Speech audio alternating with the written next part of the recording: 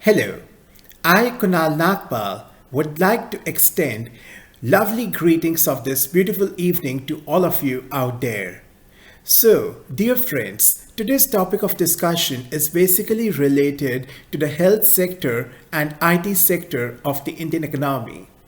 As far as the health sector is concerned, as we are observing the rise in the number of COVID cases worldwide, so as a result, various measures have been thought to have been thought of to be incorporated in the Indian economy by the health ministry. So we are going to have a broad overview over this particular aspect. Next, we are going to discuss the detailed interview interaction with the Google CEO, Mr. Sundar Pichai, as far as the IT sector for the Indian economy is concerned. As we know that this great pioneer leader is on the visit to India, so he has explored the Indian economy to the fullest as far as the technological sector is concerned. So he is going to discuss. So he has discussed various intricacies of the Indian economy and how Google is basically getting benefited with these strengths, with these core areas of strength of the Indian economy. So let's begin. As the COVID cases rise abroad, the Health Ministry of India raises the alarm. Taking cognizance of a sudden spurt of the COVID cases in Japan, the United States, Republic of Korea, Brazil, and China, the Union Health Ministry on Tuesday directed all the states to conduct the genome sequencing of the positive cases to check for any new variant. The Health Minister, Mr. Mansukh, will hold a review meeting on 21st January 2022 amid rising cases in other countries. Union Health Secretary Mr. Rajesh Bhushan, in a letter to the additional chief secretaries, principal secretaries, and state health secretaries, said it is very essential to gear up the whole genome sequencing of positive cases samples in order to track the variants through Indian SARS-CoV-2 Genomics Consortium network. Such an exercise will enable timely detection of the newer variants, if any, circulating in the country and will facilitate undertaking of the requisite public health measures for the same, he said. Mr. Bhushan also asked the states to ensure that the samples of all positive cases are sent to the designated INSECOG genome sequencing laboratories that are mapped to the states and union territories on a daily basis. So far, India, with its focus on the five-fold strategy of test, track, treat, vaccination, and adherence to the COVID-appropriate behavior, has been able to restrict the transmission of the virus and is having only 1,200 cases on a weekly basis, he said. So as of now, the situation is under control, but we have to implement certain measures as soon as possible in order to prevent the spread of this COVID crisis and help it from becoming the pandemic in the Indian economy. Next, we are going to have a broader look over the question answer round with the Google CEO, Mr. Sundar Pichai, as he is on the visit to the India subcontinent. Google wants to be a responsible local firm, aid Digital India vision. For Mr. Sundar Pichai, the chief of Alphabet and Google, the belief in India's technological prowess is backed by LEAP government created public good utilities such as the Unified Payments Interface, that is the UPI, and Aadhaar have taken. India could be a shining example for creating open and connected stacks. Mr. Pichai, who is on an ongoing visit to the country, told ET's Ashish Aryan. Surbhi Agarwal and Mr. Ganguly in an exclusive interview. Mr. Pichai also outlined some concerns around the CCI verdicts while rooting for responsible regulation. The Madurai born executive said that Google is very pleased with the progress of the $10 billion digitization fund, which has invested in firms such as Jio and Airtel. He also shared his thoughts on the metaverse and how artificial intelligence will play a huge role in shaping of the Google over the next 5 to 10 years. Yesterday also, dear friends, we had a broader look on how Mr. Pichai expressed his views on the favorable environment of the Indian economy as far as artificial intelligence and overall technological sector is concerned. Now we are going to have the detailed look over the question answer round, that is the personal interaction with Mr. Sundar Pichai. First question put to him is, India is right now drafting a lot of tech regulations such as Telecom Bill, New Data Bill, and the overall revision of the IT Act. What would be your advice to the government? To which he answers, given the scale and role that technology plays in society, the governments, including in India, have the right in ensuring citizens' security and privacy. I think it makes sense. We see this around the world. It's actually important for India to think this through. We want to be responsible and constructive partner. We have been here for a longer time and are committed to India for the very long term. It's important to me that we are a responsible local company in the context of helping India through its Digital India vision. On 20th December, you talked about how you speak of India's UPI, success in other nations. I think India can be a shining example. Look at what India has accomplished with the UPI, Aadhaar, and the payment stack. You will see the value of having an open connected stack which works. And that is what the internet is. That is the network of networks. Having responsible regulations with the basic technological firms which preserves all of this are some of the core elements. India will stand to benefit a lot as it will be a successful exporter in this digital economy. So I think it's a optimum balance, and that's what I see in a lot of proposals by the Indian government. We will be a constructive partner. So that's really a good news. You also announced a $10 billion digitization fund with a significant investment in Jio in 2020. How would you assess the investment in Jio and the overall fund? To which he answers, we could not be more pleased with the fund.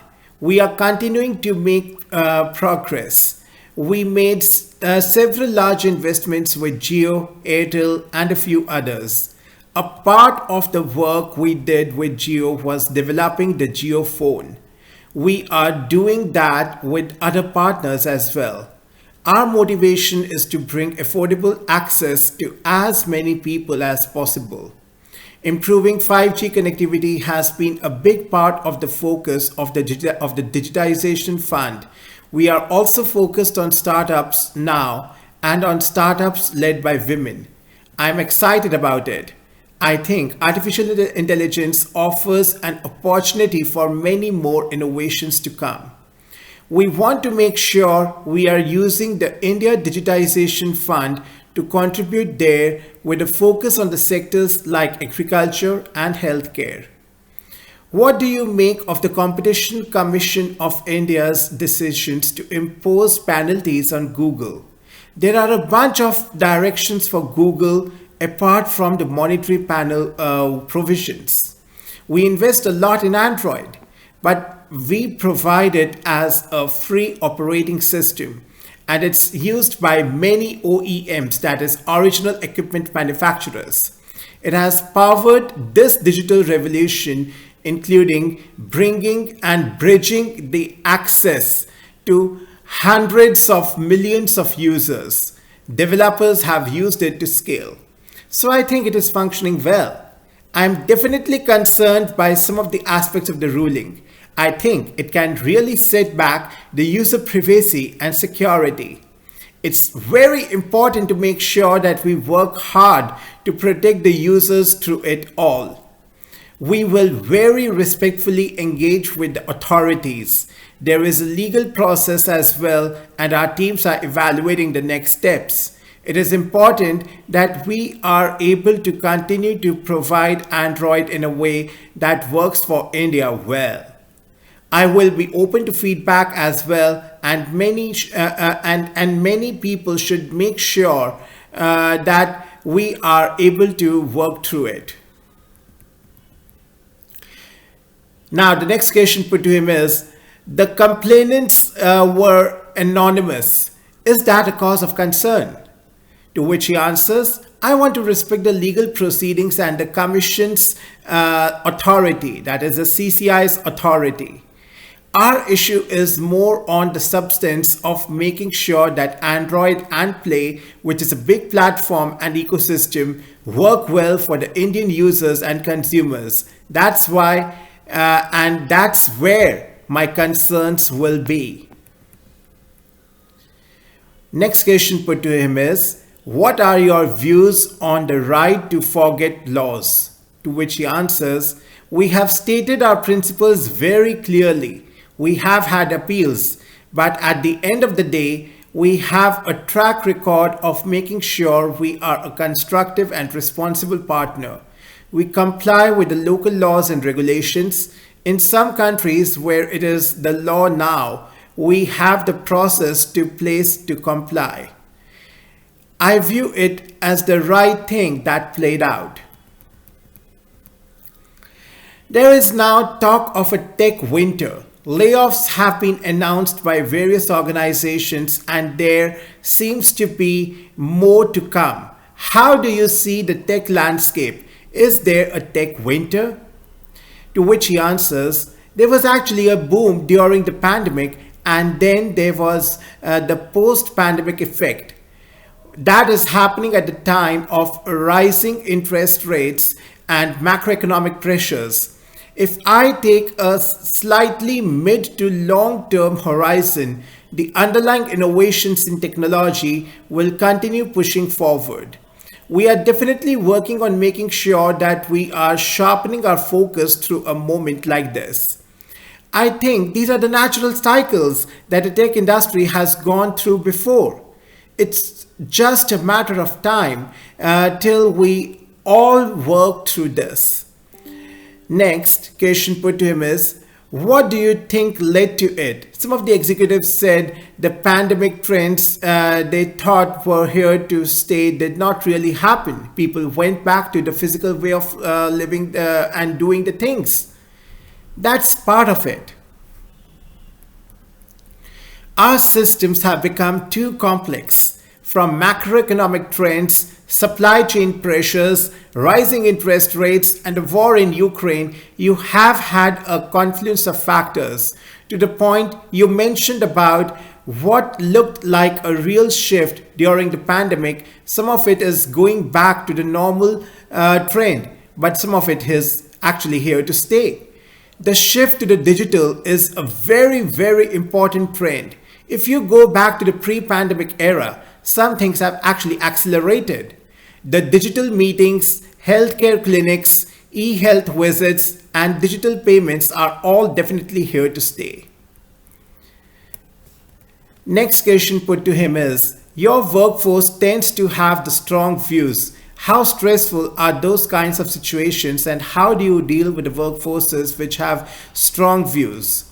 To which he answers, I have always valued input from our employees. I feel fortunate our employees feel very engaged. As a CEO, I feel it's a privilege to have employees who care deeply about the company. We do take input, but ultimately we do work with the governments, including the projects like that of Project Maven. So I think it's important that you are clear about your principles and values. I think it's important to keep an open ear so that you are listening to the feedback. Ultimately, we have to make decisions consistent with our principles, values, and overall strategic framework as a company.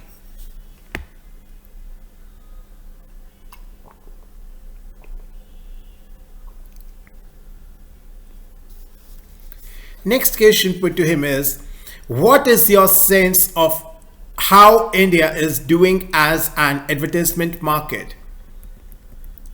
And what are your views on the government's forcing the companies to share the revenue with the news organizations? To which he answers, we have always deeply cared about the value and the importance of news and journalistic content. Around the world, we are leaning it. We have also built new products that are based on raising the role of authoritative information across our products. We are and will continue to do that. It's really important we do it well. Then, what are your thoughts on metaverse? What does it look like? He answers, I do think computing will continue to evolve. We have been thinking about it, that is the metaverse and augmented reality, for a while. You already see us build the next generation augmented reality experiences into our services, be it multi-search Google Lens or maps with an immersive view. These are all augmented reality experiences taking into account the real world. Obviously, down the line, we will have computing form factors which will evolve beyond the phones. That vision of augmented reality we are excited about. We think about it as a platform like we have done with the mobile. We are investing a lot there to get it right. Next question put to him is, what does Web 3.0 look like? Will it change the way the internet looks, or is it too early to predict? To which he answers, if I take a 10-year time frame, the web will continue to evolve. There are some aspects of technologies like blockchain which will need to be solved more efficiently and at a scale. Then the next question put to him is, the world is no more boundaryless. The geopolitical situations such as the Russia-Ukraine war have fragmented the internet. How do tech companies evolve with this new reality? To which he answers, there are aspects of the digital world which will reflect the reality of how the countries are organized. So you will have some impact. We have been dealing with it for a long time as a company. I think we are going through a phase where some of these trends will play out much more stronger. This is why we have advocated for a free, open and connected internet. Hopefully there is a set of countries with a shared set of values which make it a priority. Next, how do you see the future of Google? Will it largely be driven by the artificial intelligence in the next 5 to 10 years? To which he answers, for many years now, we have thought of the company as an artificial intelligence first company. That is the AI first company. We have been really focused on driving innovation there. The core mission of search is already getting transformed by artificial intelligence and will continue to do so. The way we are making search multimodal is based on the deep artificial intelligence models. So I think that direction will continue. When I think about Google for the next 5 to 10 years, I think artificial intelligence will end up impacting not just our core products in a deep way, but through the cloud, our ability to bring artificial intelligence to other organizations will end up being a big part of our progress over the next 5 to 10 years as well. So these are the great insights shared by the great pioneer leader, Mr. Sundar Pichai, Google and Alphabet CEO, who has very beautifully explained the aspects and the priorities of Google as of now and its engagements with the Indian economy. So, dear friends, I believe that you have been benefited immensely with this insightful session. I would be really grateful if you could share your feedback in the comment section so that we can answer your queries at our best possible level. And please subscribe to our channel for getting updated with the important economic matters pertaining to the Indian economy and the global economy as a whole. Thank you so much for your patient listening and overall cooperation. Namaskar. Jai Hind.